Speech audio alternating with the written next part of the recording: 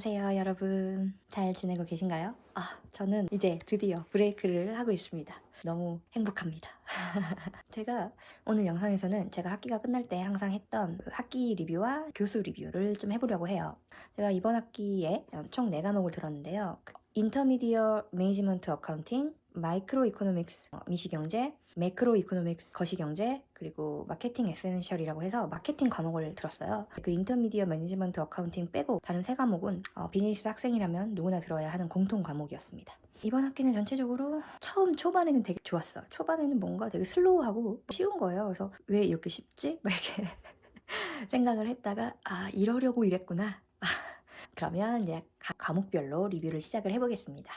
전공 과목부터 시작을 할게요. 인터미디어 매니지먼트 어카운팅, 우리나라로 치면 중급 관리회계 뭐 이렇게 되겠네요.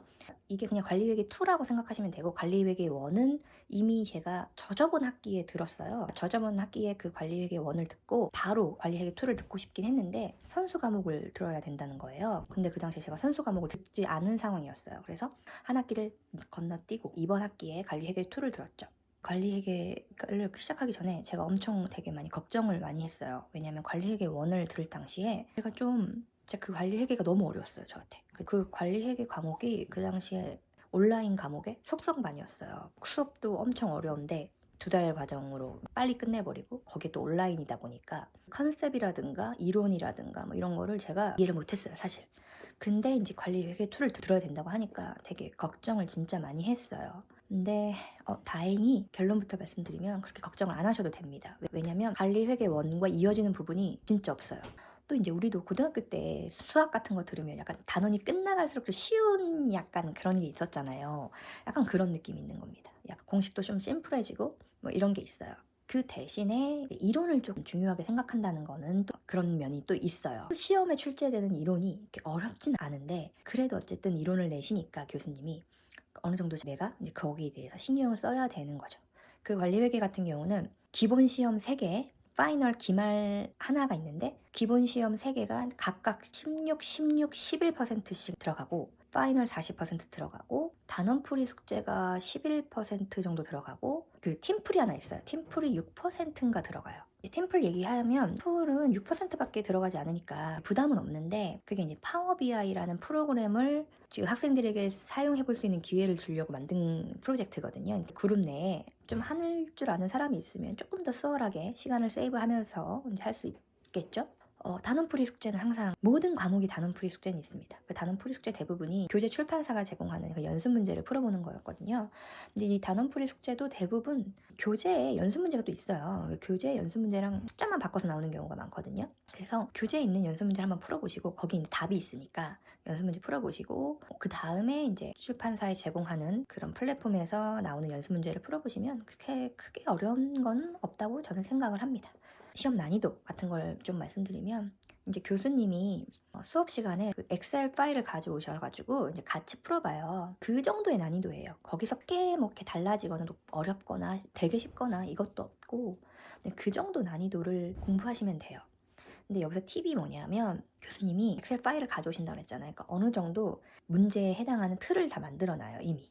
여긴 이거 들어가고 여기 들어가고 이렇게 틀을 다 만들어 놓고, 수업 시간에는 이제 답을 적는 막 그런 느낌이라면, 연습하실 때, 그러니까 시험 공부를 하실 때 그 틀을 다 지우세요. 그리고 그냥 딱 문제만 남겨두시고 그걸 완벽하게 풀 수 있다. 그러면 시험 보는데 큰 문제는 없습니다. 전반적으로 관리회계 1보다는 정말 쉬웠다. 저는 개인적으로는 정말 할만하다, 이렇게 생각을 해서 너무 두려워하실 필요 없다고 생각을 해요. 그리고 교수님에 대해서 얘기를 해보면, 교수님은 여성 교수님이셨고 제2로 시작하시는 되게 날아갈 것 같은 교수님이에요. 정말 교수님 되게 좋으시고, 학생들의 입장에서 약간 유연하게 해주시려고 되게 노력하시고, 그리고 수업도 다 준비를 해오세요. 그러니까 그날의 플랜이 있어서 딜레이 되는 거 많이 없이 이렇게 하시거든요.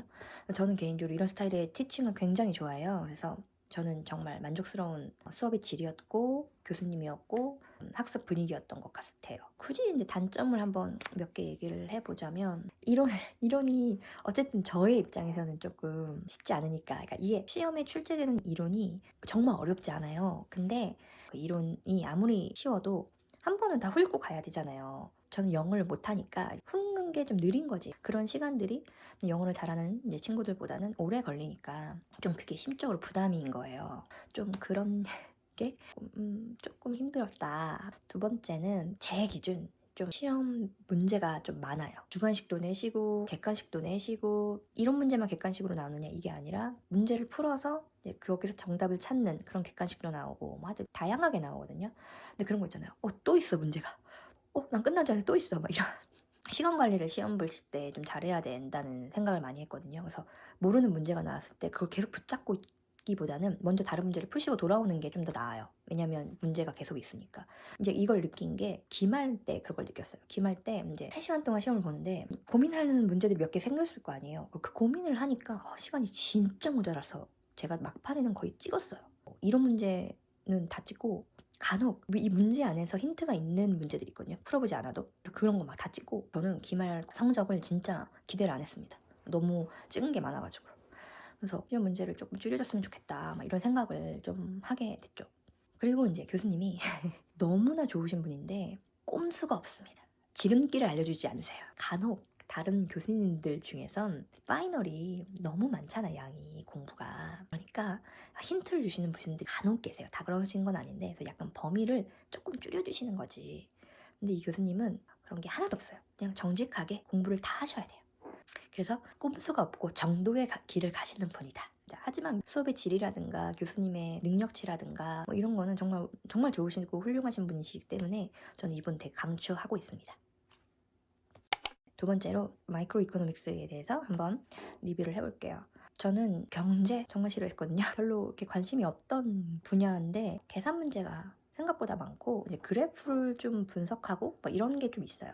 그래서 그런 거를 좀 까다롭다고 생각하실 수도 있어요. 근데 그냥 제 생각에는 그렇게 어렵지 않다고 저는 생각을 하거든요. 특히 이제 계산 문제 같은 경우는 기본적으로 어카운팅 수업을 한 번이라도 들어보셨다면 여기서 나오는 공식들이 굉장히 심플하다고 생각하실 것 같아요. 전 더군다나 시험 때 그 공식을 볼 수 있어요.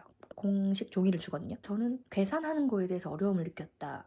이건 없었고요. 그냥 이론과 계산이 공존하는 거잖아요. 근데 어떻게 보면 이론이 더 많거든요. 이론을 좀 더 공부를 해야 한다는 게 영어를 못하니까 시간이 오래 걸리는 거였죠. 이 과목도 일반 시험 10%짜리가 3개, 그리고 파이널 40%가 하나, 단원풀이 숙제가 10%, 그리고 그 온라인 클래스에 문제가 이렇게 나오면 제가 그 문제에 대한 의견을 내고 다른 반 친구들이 올린 글에 내가 답변을 좀 달고 이런 액티비티가 있었는데 그게 5번이 있거든요. 1%씩, 그게 5%. 그리고 팀풀이 2개가 있어요. 그 팀풀이 하나는 5%, 하나는 10%. 단원풀이 숙제는 단원풀이 항상 하는 거고, 팀풀에 대해서 얘기하면 팀풀이 이제 2개인데 팀풀이 중요하다면 중요한 게 한 번 팀풀한 친구들이 같이 또 2번째 걸 해요. 그래서 만약에 조금 좋은 점수를 받아야겠다 하면 잘 맞는 친구들과 처음에 이제 하는 거를 추천을 드려요. 저 같은 경우는 엄청 나빴던 건 아니에요. 그냥 애들이 좀 그랬던 게 애들이 학교를 안 나와요. 근데 제 조언만 안 나온 게 아니라 그냥 다 안 나왔어요. 그래서 40명 정원인데 어느 순간 학기 중반부터는 평균 5명 5명 정도가 와서 수업을 들었어요. 그러니까 얼굴을 맞대고 얘기를 한 적이 거의 없습니다. 숙제가 배운 것들을 좀 요약하는 느낌이 있는 그런 숙제였거든요. 친구들은 수업을 안 나오니까 교수님이 설명하고 교수님이 강조했던 그런 내용을 요약한 게 아니라 교수님이 설명했던 내용을 모르니까 주제보다는 주제의 곁다리를 요약하는 느낌을 좀 받았어요. 그런 게 좀 있었어요. 면학 분위기가 강의실의 구성원에 따라 다를 수 있구나, 이거를 조금 느꼈던 그런 과목이었죠. 그리고 이제 시험 난이도는 단원풀이 숙제에서 굉장히 많이 나와요. 기말까지도 단원풀이 숙제에서 굉장히 많이 나오는데 크게 어렵지 않다고 저는 생각을 하거든요. 그 단원풀이 숙제만 잘 할 수 있으면. 그래서 저는 미시경제학을 되게 어려울 거라고 생각을 했는데 생각보다는 어렵지 않다고 생각을 했고 전 재밌게 공부한 과목 중에 하나입니다. 이제 우리 교수님에 대해서 얘기를 해보면 저의 이번 학기 최애 교수님이었는데 폴란드계 여성 교수님이시거든요. 너무 나이스해요. 정말 걱정될 정도로 나이스 하신 분. 저는 이분이 이 세이트라는 컬리지에 있는 게 너무 안타까워. 그냥 이분 유니버시티로 갔으면 좋겠어. 그래서 경제학이라는 과가 있는 데를 갔으면 좋겠어요. 제가 알기로 세이트는 경제학과는 없거든요. 준비를 너무 잘해 오시고 학생들 정말 입장에 생각 많이 하시고 과제 점수도 되게 잘 주시고, 저는 이제 준비하는 교수님을 굉장히 좋아한다고 많이 얘기를 한 것 같은데 정말 준비를 정말 잘해 오시거든요.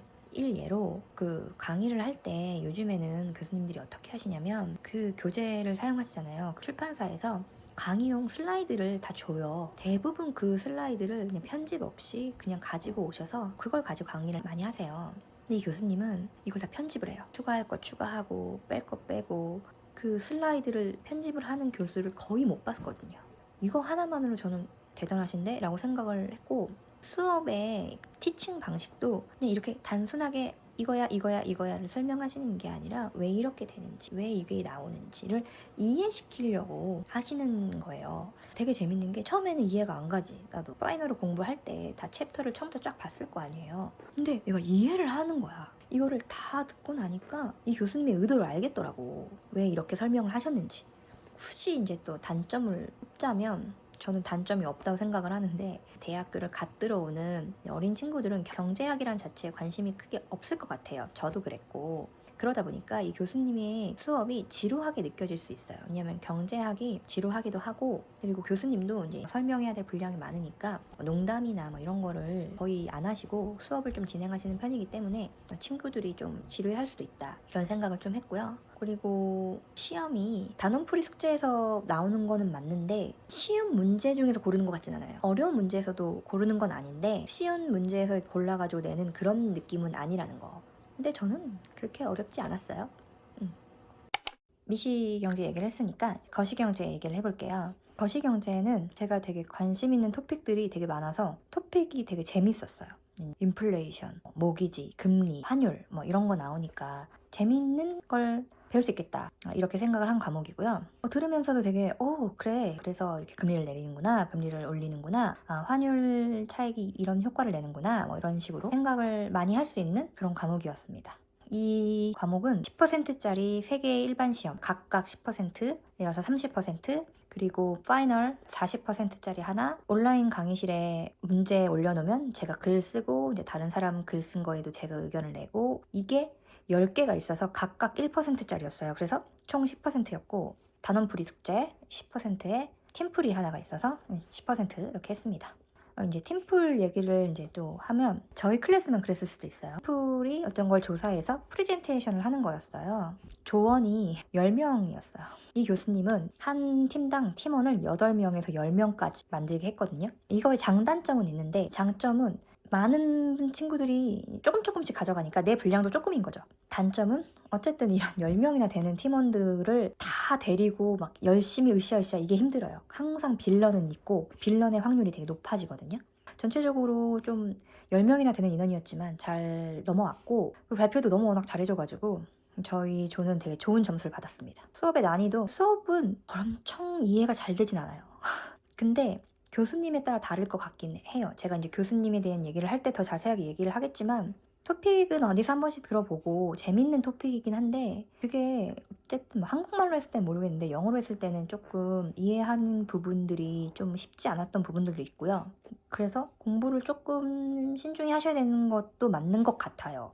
근데 저는 교수님에 따라 다를 것 같다, 이런 생각을 좀 하게 된 게 있는데, 교수님 얘기를 자연스럽게 들어가면 이분은 흑인 교수님이었고 대학원생 느낌의 그런 분이셨고, 이름은 약간 성경에 나오는 이름과 되게 좀 비슷한 이름을 가지고 있었는데, 결론부터 말씀드리면 저는 추천을 하지 않습니다. 저는 내가 이민자니까 발음 얘기를 하고 싶지 않은데 발음을 근데 정말 너무 못 알아듣겠어요. 그냥 못 알아들었어요. 한 95%. 그래서 저는 거시경제 같은 경우는 그냥 제가 혼자 공부했다는 생각이 들어요. 그래서 너무 아쉬운 거야. 너무너무나 배우고 싶은 토픽이 너무 많았는데 잘 모르겠어요.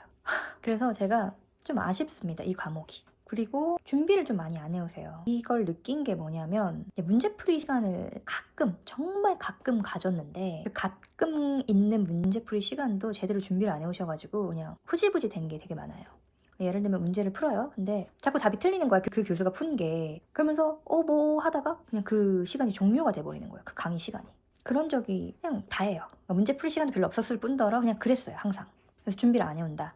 수업의 질도 그렇게 좋은 편은 아닙니다. 물론 제가 못 알아들어서 수업의 질을 논의할 수 없다라고 생각하실 수도 있는데 제가 너무 이해가 안 가서 청강을 했잖아요. 그게 이제 미시경제학 교수님이 거시경제학 강의도 하셨더라고요. 그래서 제가 부탁을 해가지고 미시경제학 교수님이 강의하시는 거시경제학을 들은 거죠. 달라요, 그냥 질이 달라요. 전 이해할 수가 없었던 게 뭐냐면 예를 들어서 챕터 1이 있어요. 제가 청강한 수업은 그 챕터 1을 한 3번에 걸쳐서 수업을 해요. 한 번 강의 시간이 2시간이니까 총 6시간에 걸쳐서 챕터 1을 끝내는데 이분은 1시간 반 만에 그냥 그 챕터 1을 다 끝내버리는 거예요. 그래서 수업의 질이 진짜 너무 달라가지고 저는 이분 수업을 추천을 하질 않아요. 정말. 그리고 이제 마지막 단점 하나가 이 교수님이 말을 자꾸 바꾸세요. 일정을 되게 자주 바꾸시고 말도 바꾸시고 예를 들면 시험 날짜를 마음대로 바꾸시는데 이유가 그렇게 분명하지 않다는 거죠. 말은 그렇게 해요. 너네들 힘들게 공부한 거 안다. 그러니까 난 너네들의 스케줄에 맞춰서 시험 날짜를 정하고 싶다. 이렇게 얘기를 해요. 그분이 이날 이날 가능한데 어떤 날 할래? 뭐 이런 식으로 하는 거죠. 그럼 그렇게 정했어. 그럼 그렇게 하면 되는데 이거를 갑자기 바꿔요. 생각해보니까 이렇게 하는 게 더 나을 것 같다. 이 날짜에 보자. 이거를 갑자기 또 바꿔요. 마지막에 또 어떤 일이 있었냐면 파이널 시험을 앞두고 리뷰를 해주시겠다고 하신 거예요. 그래서 다 마지막 수업 있는 날에 강의실에 와라.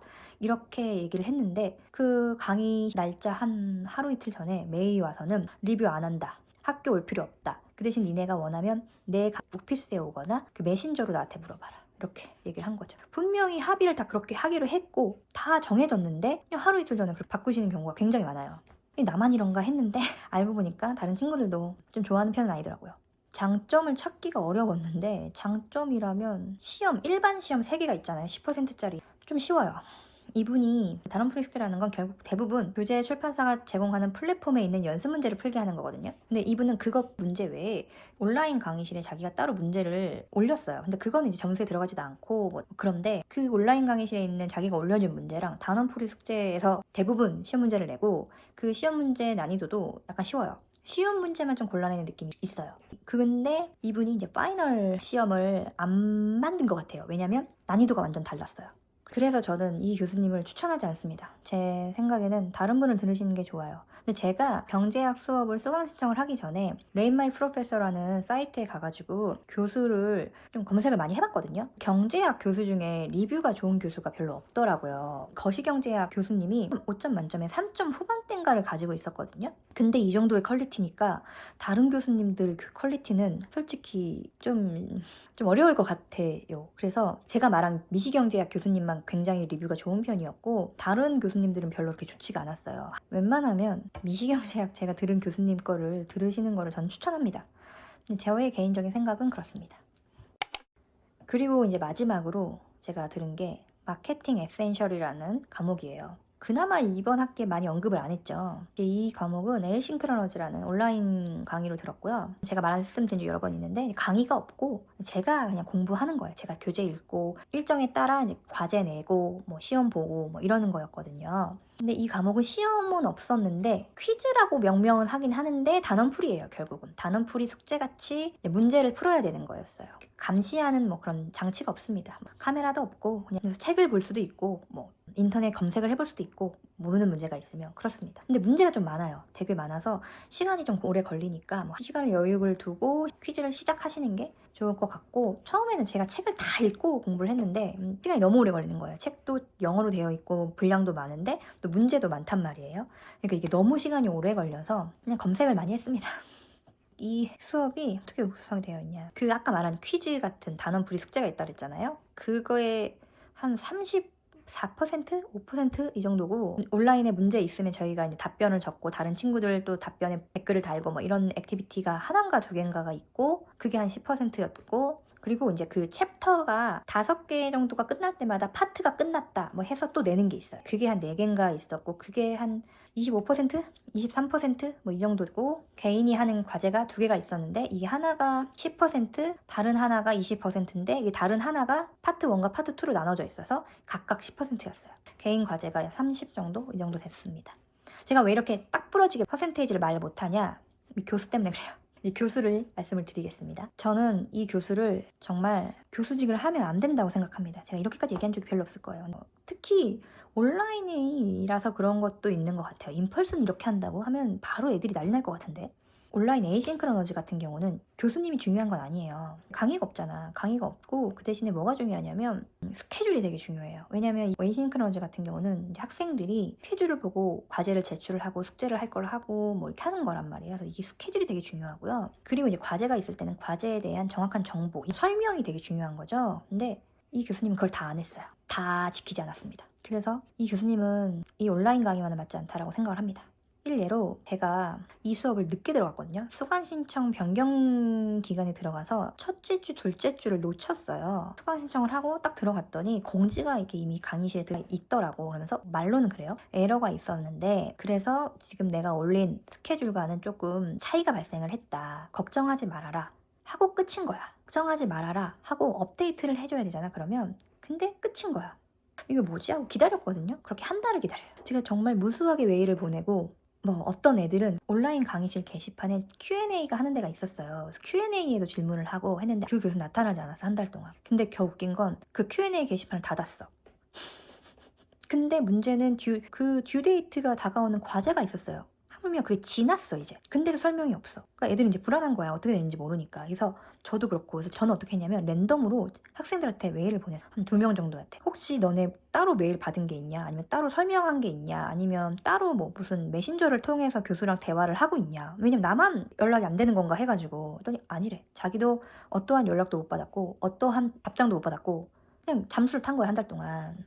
그렇게 한 달이 지나니까 갑자기 나타났어. 그래놓고서는 주먹 구구식으로 이제 과제를 날리기 시작하는 거예요. 학기가 끝날 때까지 업데이트가 된 스케줄 주지 않았어. 그냥 당장의 과제들만. 그래서 더 웃긴 건 뭐냐면 과제 중에 어떤 게 있었냐면 이게 마케팅 과목이니까 실제로 캘거리에서 행해진 이벤트에서 이벤트에 참가하는 레스토랑에 대해서 조사하는 그런 과제가 있었어요. 이 과제를 처음으로 들고 들어온 게 10월 말 정도였어요.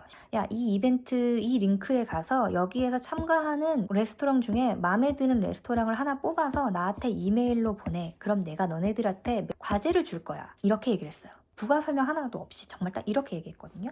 그래서 제가 링크를 가가지고 그 레스토랑 하나를 선정을 해요. 그래서 메일을 보내죠. 나 이 레스토랑 할래. 이렇게. 그러고 나서 한 달 동안 또 얘가 연락이 없는 거야. 그래서 제가 11월 말쯤에 메일을 보내요. 혹시 너 나 누락한 거야? 아니면 아예 안 보낸 거야? 왜 나한테 과제를 안 보내줘? 이렇게 그랬더니 부랴부랴 그때서야 공지가 올라온 거야.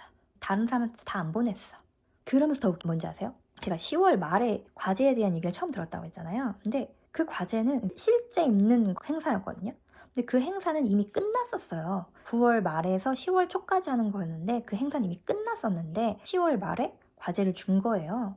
근데 뭐 어떠한 설명도 없었어. 우리는 이제 기다리고 있었는데 마지막에 과제를 준 걸 보니까 뭘 해야 되냐면 그 이벤트 실제 기간에 내가 선정한 레스토랑에 대한 조사를 해야 했던 거예요. 어떤 거? 예를 들면 이벤트 기간에 SNS 구독자 수, 이벤트 구간에 좋아요 누른 거 몇 개인지 뭐 이런 식으로 트래킹을 이벤트 기간에 했어야 했던 거야. 그걸 조사해서 프레젠테이션을 만들어서 넣으라는 거지 거기에. 말이 안 되잖아요.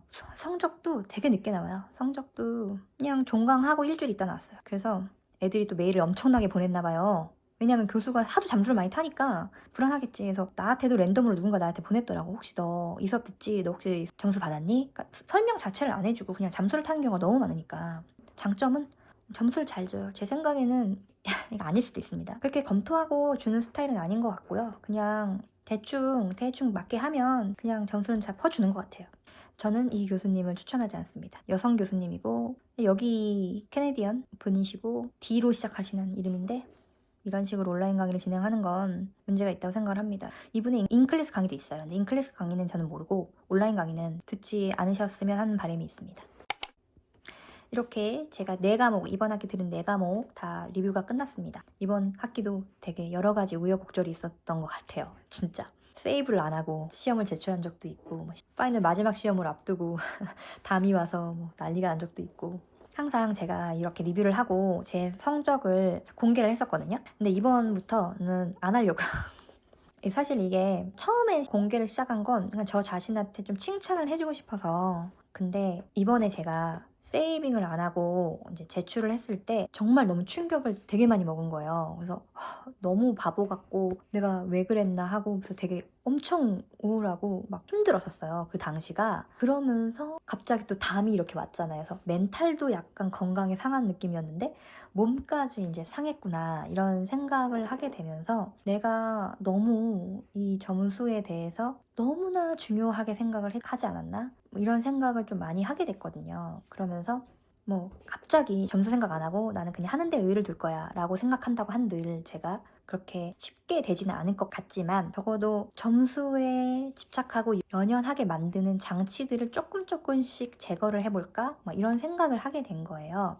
이번부터는 운동을 좀 시작을 하려고 하고 이렇게 유튜브에 제 점수를 제가 밝히는 것도 좀 자제하려고 하고 그렇게 한번 해보려고 하고 있어요. 제 리뷰는 이렇게 끝이 났고 지금까지 시청해주셔서 되게 감사하고요.